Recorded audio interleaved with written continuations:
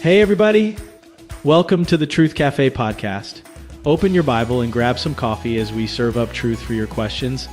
You can listen while you are on your way, while exercising, or in the comfort of your home. Enjoy!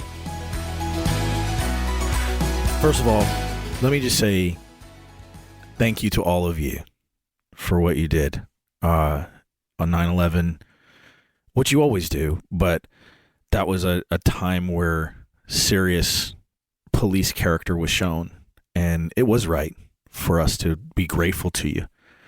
I don't know if it was wrong, or I don't know if it was right.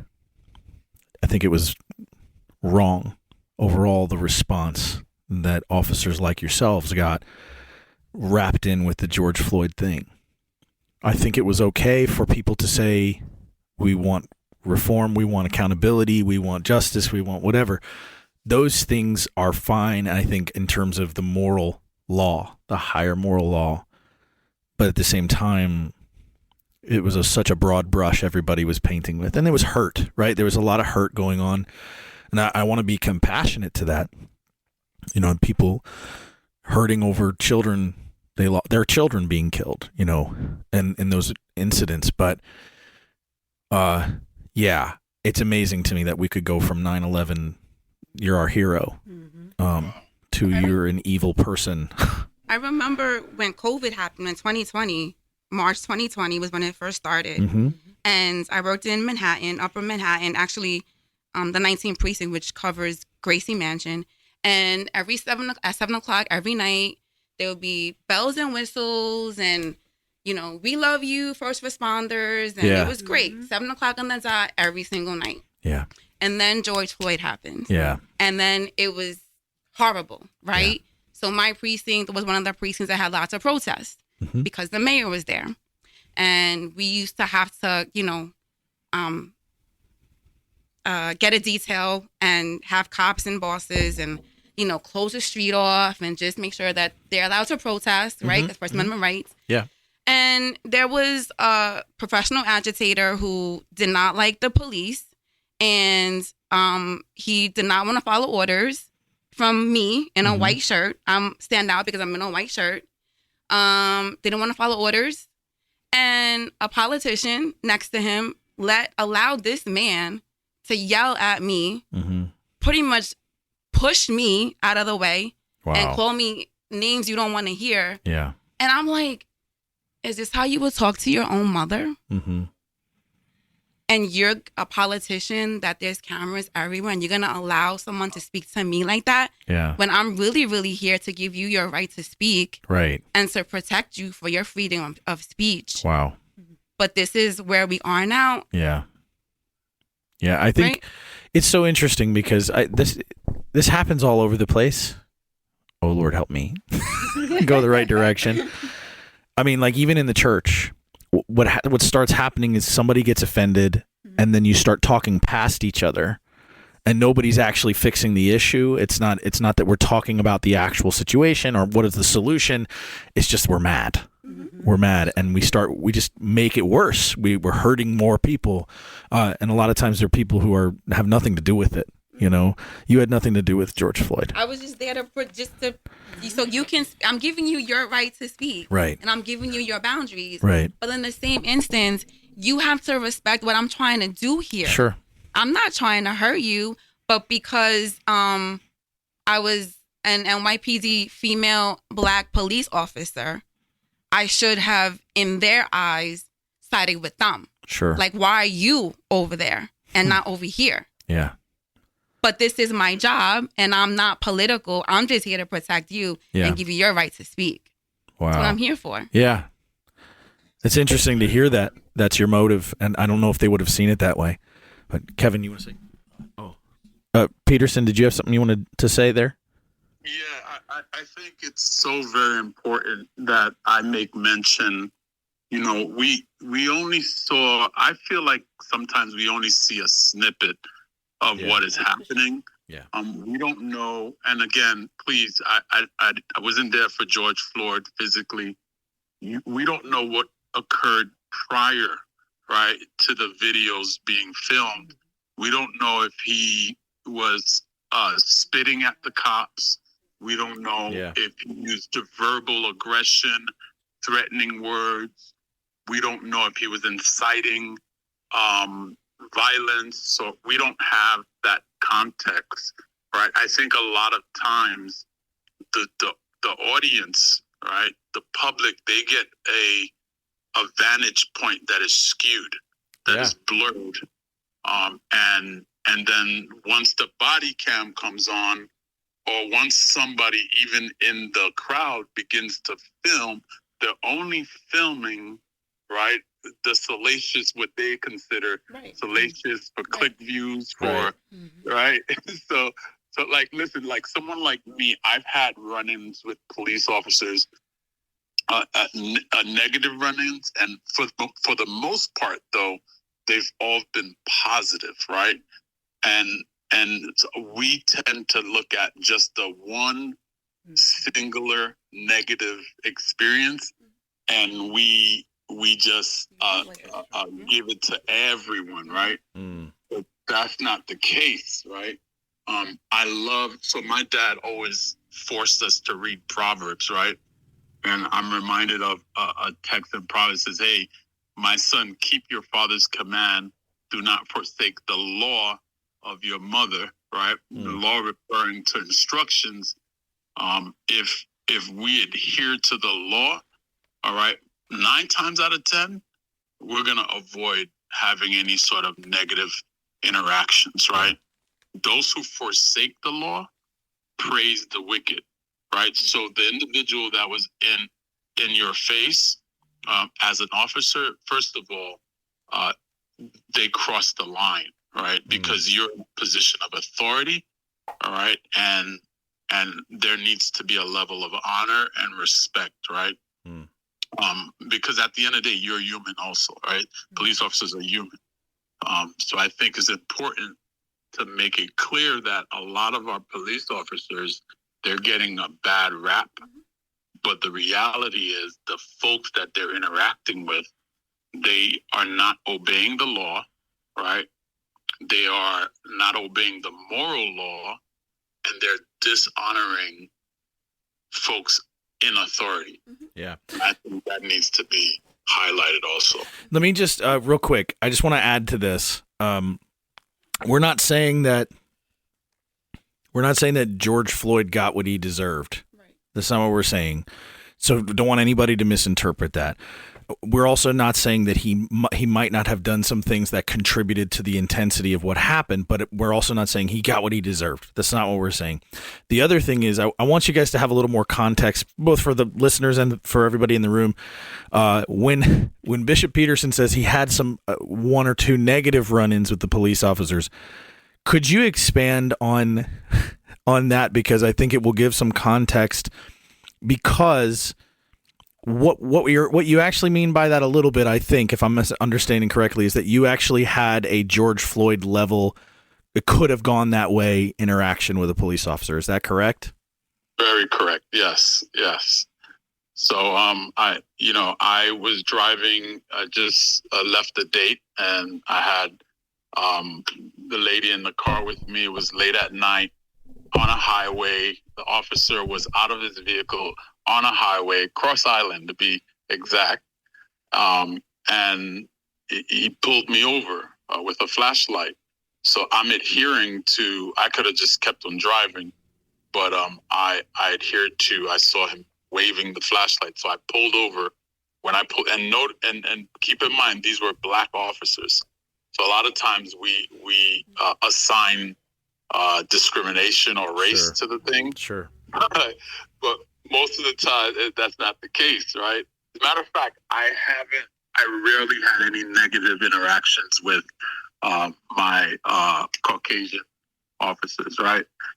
So these guys were my culture, and they pulled me over. And the minute he pulled me over, I lowered my windows down, turned off the vehicle, put the keys on the dashboard, kept my hands visible, rolled down all the windows. And immediately he says, I know, and then he was using explicit language, right? I know your license is suspended. I know you've been drinking. Get out of the vehicle. Right? Now, just being compliant, right? Because I think sometimes even when you know the law, the fact that there's someone with a uniform, I think it's important that you just, again, honor and respect authority. So I got out the vehicle and he literally physically abused me, like threw me on the hood, kicked my legs wide open. And when I say kicked, I'm talking about like karate kick type of thing, right?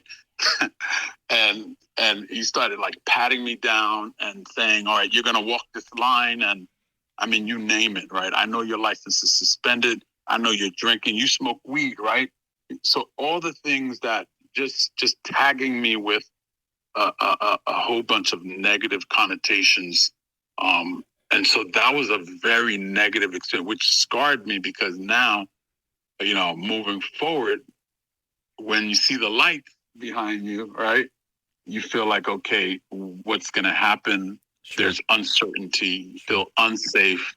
But that was an incident that actually happened. Now, there were some speeding cars that went by him, and he ended up like jumping into his car and just leaving, right? So nothing transpired after. I thank God for that, right? So that was one negative experience. I've had others, but that was the one that was scary because it was late at night on a highway. Anything could have happened. I could have been accused of something that, you know, and back then we didn't have back body cams. Yeah. So that was a very scary experience. Sure. But again, this doesn't mean that I actually want more policing, right? I'm against the defunding of police officers, right? Because I think they're there to protect and enforce the law. And if I'm not someone that is exercising wickedness and lawlessness, then I should be 100% behind law enforcement. It's so interesting. I'm glad you shared that. Thank you for sharing it. And I think it's interesting because after an experience like that, I think a lot of us would be tempted to say, yeah, abolish the police and all that stuff out of anger, out of fear. But you kept, trying to look at it objectively. And I'm not saying, of course, like you said, you see the lights, you get scared. That's understandable.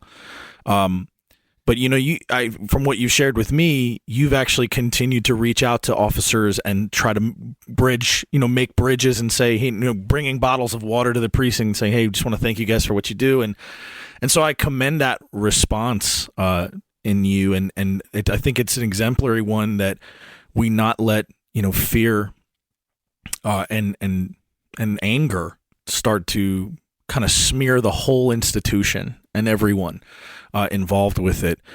That was an honorable response. And I know, look, people. That's important. Yes, it is. It is. For many reasons, because, we're human. We don't always have good days. Yeah. Right.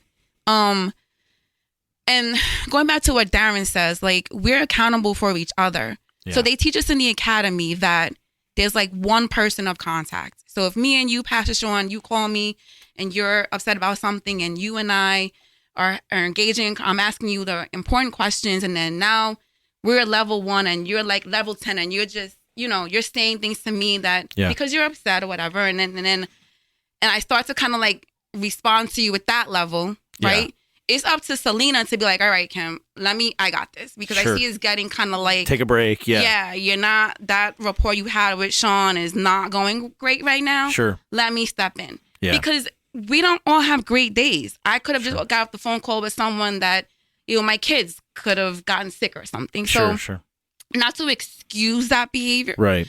But we all have bad days. And so it's important that the pastor is able, and he's an example to society, that one bad interaction is not going to make it all a bad interaction.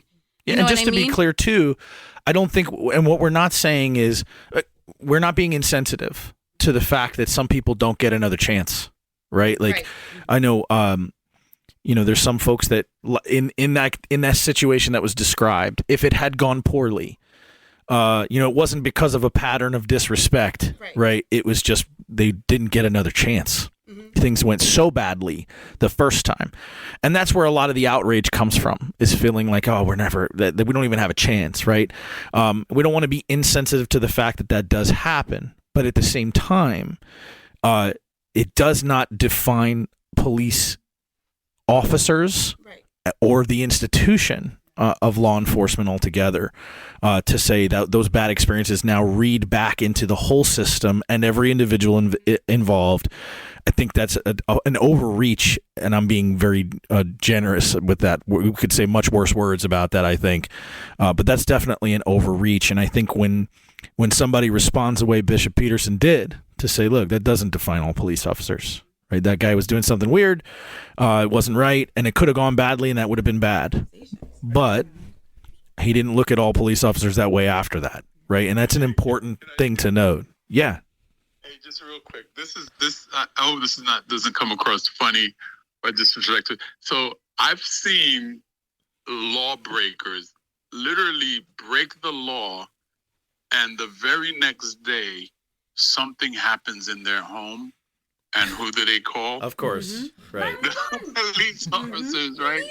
Yeah. And to me, I'm like, wait a second.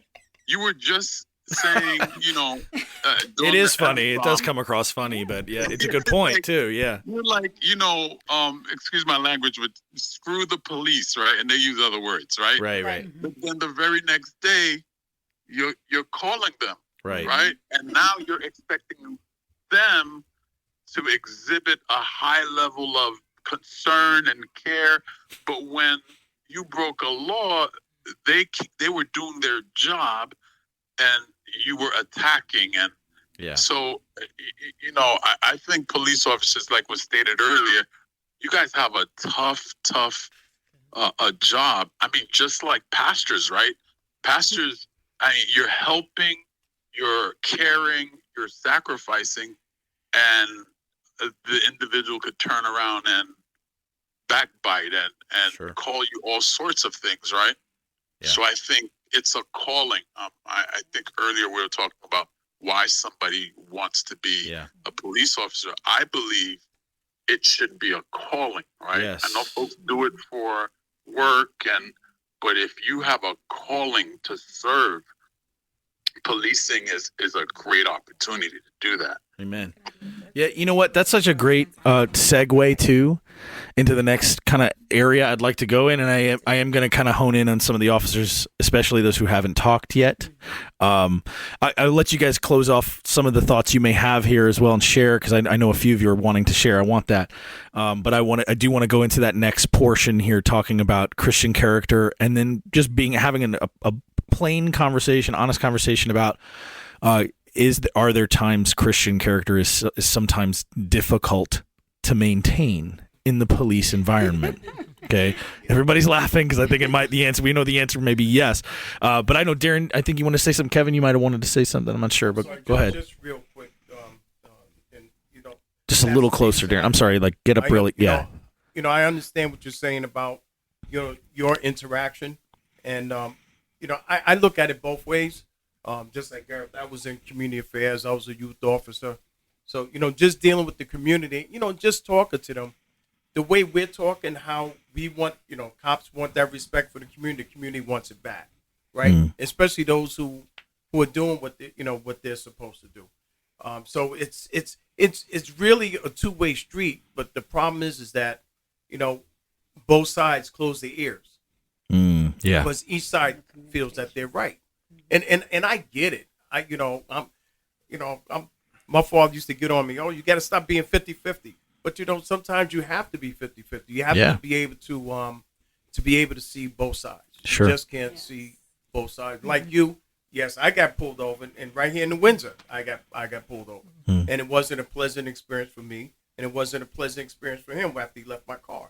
But that's because I made my feelings known, at the end of the day. But luckily, I was able to walk away from it. But at the end of the day, it has to be it's not really going to be a 50-50, maybe a 60-40.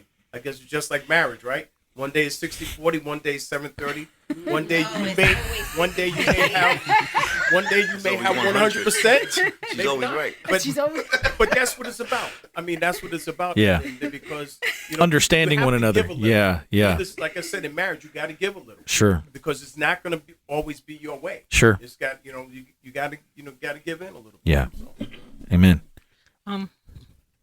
So my Yes, name is Alice. Alice. I worked in Brooklyn and the Bronx. I was a youth officer, patrol officer, and back to youth officer again.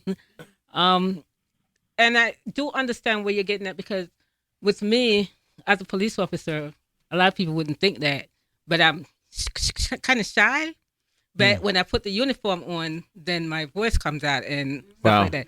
But I have situations where I've dealt with people, and I kind of elevated my voice when I was talking to the person, and from my elevation, then they get like that. And then I took a minute and I realized it. And I turned around and I apologized for the fact that I raised my voice. The person looked at me like, is something wrong with you? A cop? You're apologizing to me? And I'm like, listen, I'm sorry. I could have dealt with the situation better. I shouldn't have raised my voice at you and stuff like that.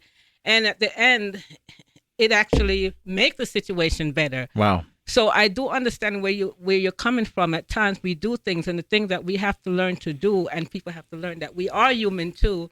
And, I took responsibility for where I know that I was wrong. I've worked with cops when I first came on the job, because when I first came on, I came from military also, and I had that military discipline in me. And I've worked with cops where I saw that they did stuff that they weren't supposed to do, and I tried to intervene. I would tell my partner, listen, I have this, because I know what they were doing is wrong. And at the end, I would speak to them and I let them know this is not how you do things. I went to supervisors and let the supervisor know that I am not going to work with that cop. If you put me to work with that cop, I'm walking out the door. I'm not. So do not. And they don't, because I've seen what they've done. And I spoke to them about it one-on-one. They never make the changes. And I know it's incorrect. And at the time, while I was on the job, I wasn't a Christian, but I have Christian morals because of my grandparents. So I did that. And if the supervisor understand, I'm not going to say I'm going to squeal on the cop or anything. I'm like, listen, this person and I don't work together, so don't put us together. Put me with somebody else. And that's what I do. If they want to go ask the individual what it is that they do, why I said that, then it's between both of them. But if you're doing something that I know is wrong, I am going to tell you. And I've done it plenty of times, and people know when it comes to me, she's not going to work with you. Don't even think about it. I work by myself plenty of times. And I've been in situations, and people don't understand, where individual off the street will come to me and said, Officer Powell, be careful, such and such, because they know the type of person I am. And the precinct couldn't understand me, a female, she out there working by herself. And I don't have a problem, because if there's an issue, I actually have these people on the street who will come to me and tell me, hey, Officer Powell, watch your back, watch that, because they know, Officer Powell, I don't play. But if you do something and you ask me, give me a chance, I will do that, because everybody make this mistake. As long as you're not doing anything extended above breaking the law. If you do something simple, I'm not one of those persons who's going to push you down, cuff you, and all that stuff. I give you grace. Listen, don't do it again, okay? Respect me as a police officer. You know you're not supposed to do that. Don't do it. Now, go ahead, leave the ear, whatever. And one of the things that I realized also you have to speak to people with respect. And sometimes just that nice little conversation. I spoke to a lot of people. And that nice conversation, they become friends with me. Sure. If there's an issue, they come to the precinct. Where's Officer Powell? Officer Powell, You had a rapport with them. Yes, Yeah. who got arrested, and they're hungry, and they ask for Officer Powell. When I come, Officer Powell, I'm hungry. Can you get me something to eat? I ask the cop, they won't give me anything. I take my own money, and I would tell the cop, listen, I'm not trying to disrespect you or anything like that. The individuals say they're hungry. It's food. Just feed them. I'll buy the food and give it to them to eat. And that's just the type of person I am. And for that, I had good rapport that I could go on the street and work on my own and don't worry about anything. Yeah, that's awesome. Again, Christian character, right? Yeah, Adrian, go ahead. I had similar experiences that you had, because when I first, I was a cop.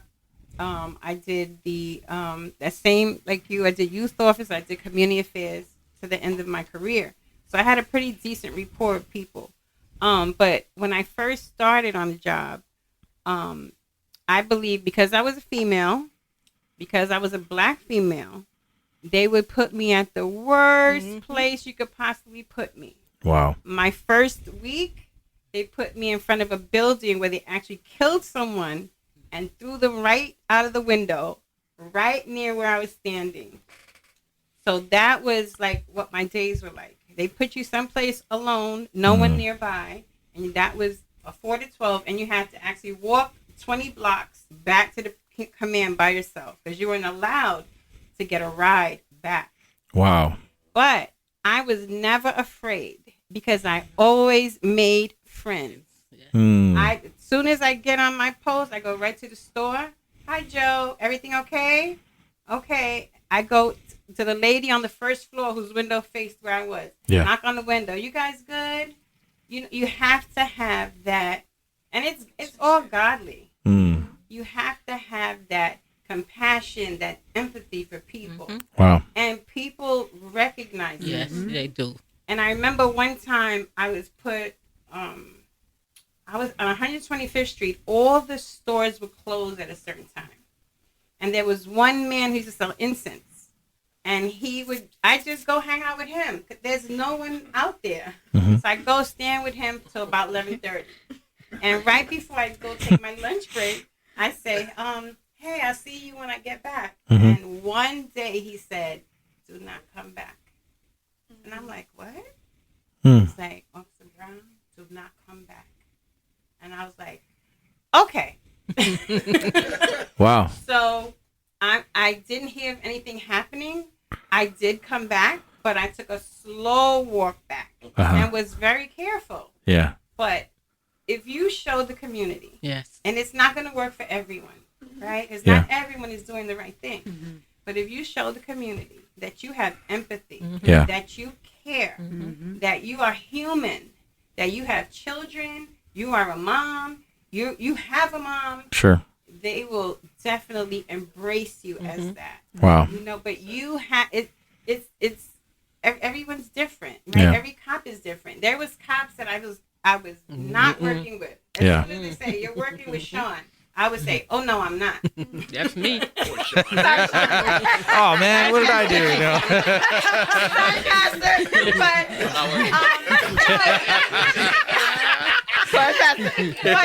That's all right. And it's true. I'll be the example. You work with someone and you see how rough and Yeah. harsh they are. Yeah. And you don't understand where it's coming from. Yeah. But you know this is going to be a bad night. Yes. We're not in an area where we can have a bad night. Yeah. A bad night could be the end of your life. So therefore, I'm not going to work with you again. I will talk to you about how you're behaving. If you don't like it, we can go back to the precinct. You can tell them to reassign us. And even if they put me at the end of the earth by myself, I will be okay. Wow. You know? So it's So the good cops don't really want to be around bad cops. No, we don't. Not The at all. I hope everyone heard the chorus that responded. Not at all. No. You're not you don't going to want to force be in my a pension. position. Yeah. You Yes. want to be in a position where you make someone feel, or where you're kind of like telling everyone that this person is a bad cop, Exactly. or he has no morals, and you can't trust him. Yeah. He can actually get you killed. Wow. So therefore, Yes. you have to protect yourself, and you have to just go to a supervisor and tell them, I can't Yes, work with we him. can. I prefer you put me somewhere alone Yeah. than work with this person. So let me ask a question, because this is really interesting. I mean, it proves an important point that not all cops are the things that No. people are saying, but it also kind of brings up another point. I think in response, some people would say, that's not enough.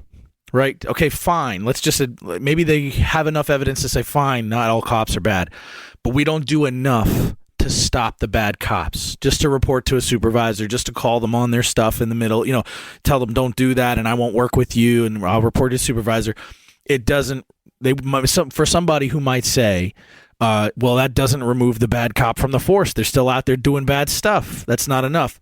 How would you respond to that? Good afternoon, everyone. My name is Kevin Smalls. I retired as a sergeant I spent 25 years at NYPD, all in precincts, all in the street. So, to give a couple of premise, the officer that just spoke before me was actually a mentor of mine. I ended up as a rookie going to the 2-8, and she was one of the senior cops there. So I learned a lot from just that perspective, because as a new cop, you're worried, because I knew I wasn't going to be doing those kind of things. But then to see that there was a lot of other cops that was like that, community-based, doing the right things, that was very encouraging. We were also 9/11 respondents. We both responded to the building a block and a half when it fell, looking up like, why are we too close to this building? So just to give you a premise of that. Now, there's a whole bunch of things that end to the gentleman that's on the phone. I am sorry for your interaction. And I'm glad that you realize that anybody's like that. But one of the things that I like to bring up is I remember when I was young having all of these hoopties. And I was blessed to have these hoopties because I ran into a lot of mechanics, and I realized there's some good mechanics and there's some bad mechanics, right? We don't judge all the mechanics based on the bad mechanics, right? But we know. I've also, as youth officers, we learned there's a lot of great teachers and a lot of horrible teachers, right? So we're going to see that, right?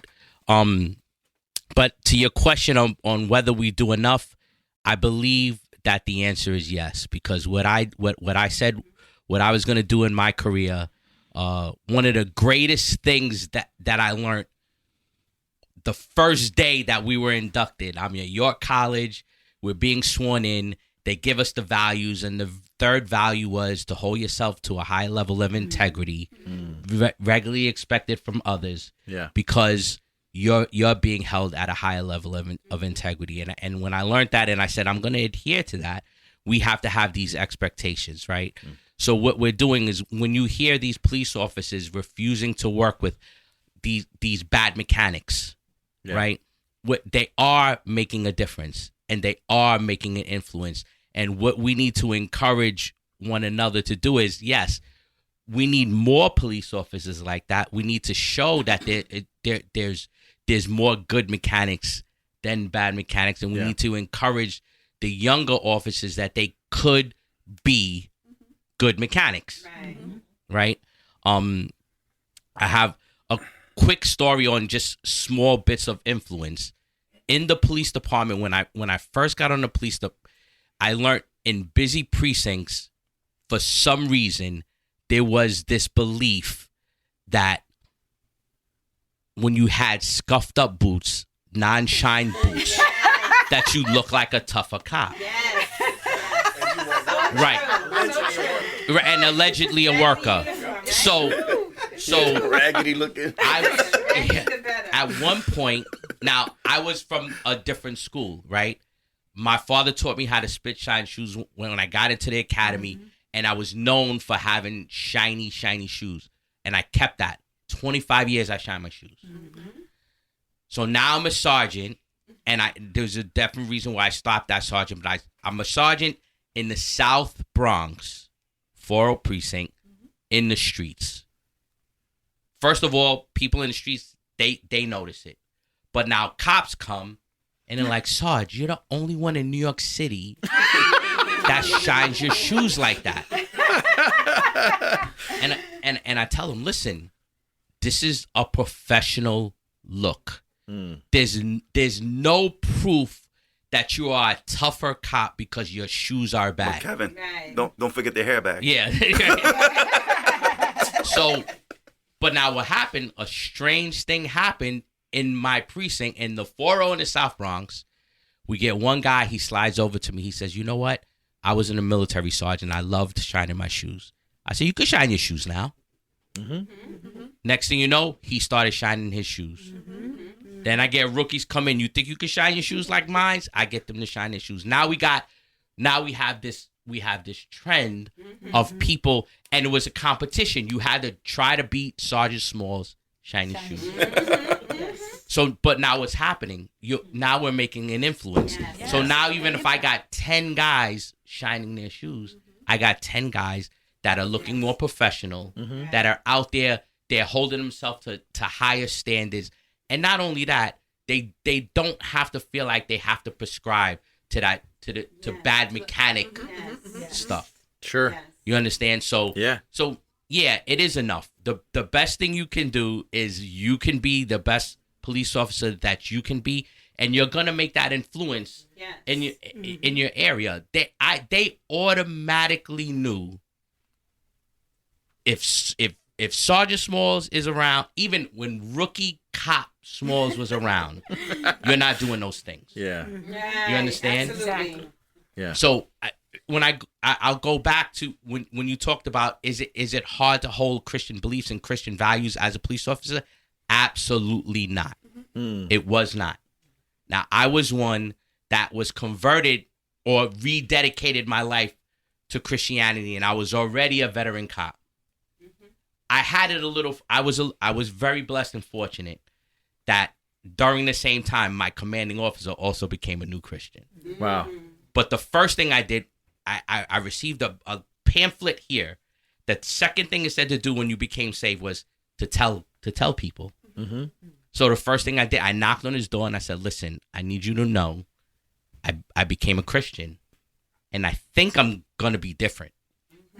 Because I was so new, I didn't even know what was happening. Yeah. I said, "I think I'm gonna be different," and Wow. he says, I just started going to church too. This is great, right? So, I was allowed to start a Bible study. Wow. He gave everybody off meal and breaks. Wow. It was Inspector Higdon, and he was like, "You can go." Yes. We went, and see these guys laughing, but me and him, and I became like a little mentor to him, and I had a Bible study, but wherever I went, it followed. Yeah. Smalls, they used to call it the man of the cloth, right? Yeah. So no, it didn't hit me. Now, will it take away certain opportunities for you? Yeah.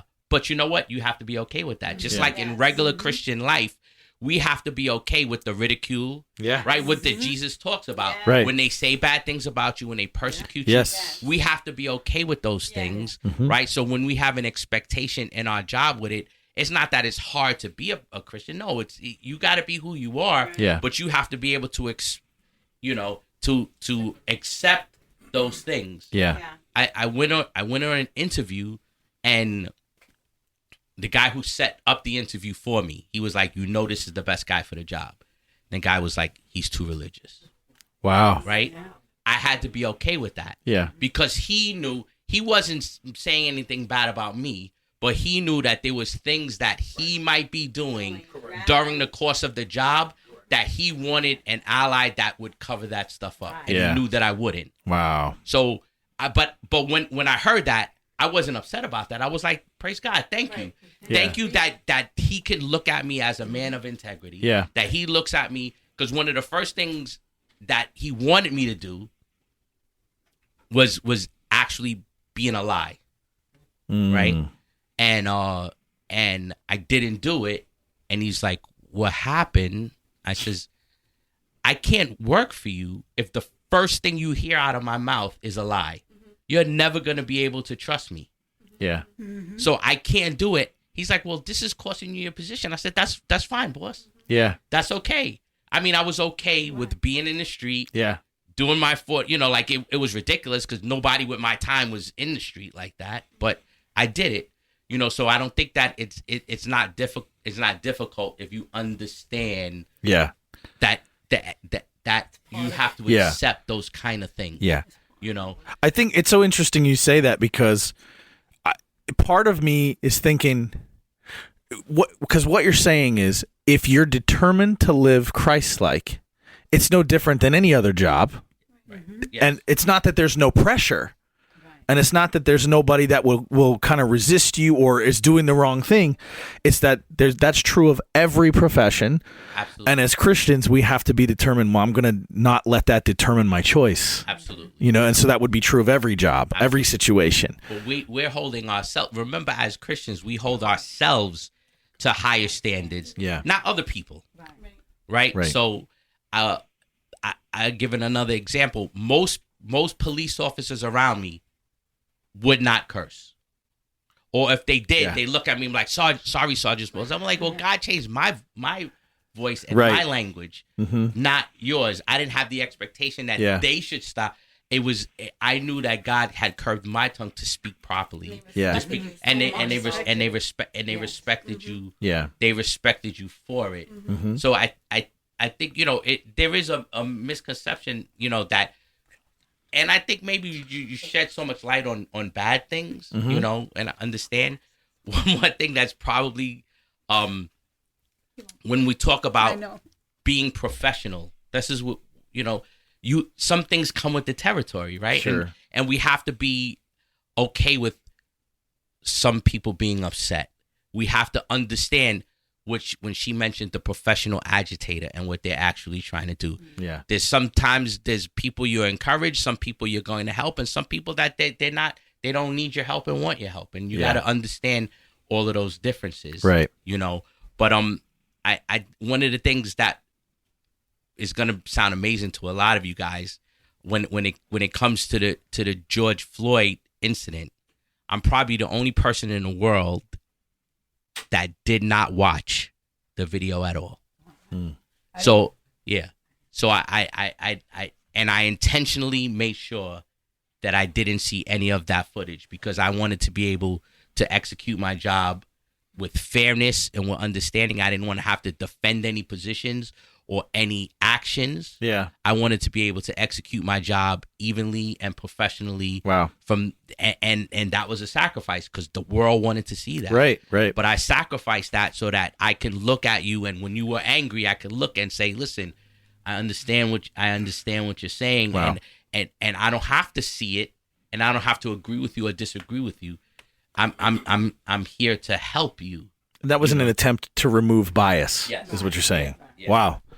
That's really interesting. I mean, people don't see that. People don't see the internal process that you guys are going through as cops to try and be unbiased, to try and do the right thing. I think that at the very least, having these discussions is really important because it brings understanding. It brings a level of commonality and transparency that without these kind of things, it just gets worse. It just gets worse. Thank you for joining us at the Truth Café today. We pray that the truth of God's Word has blessed and enriched your life. Subscribe for the latest episodes. Follow us on social media to stay connected, and download our SR Church app to submit your questions. Until next time, have a great week.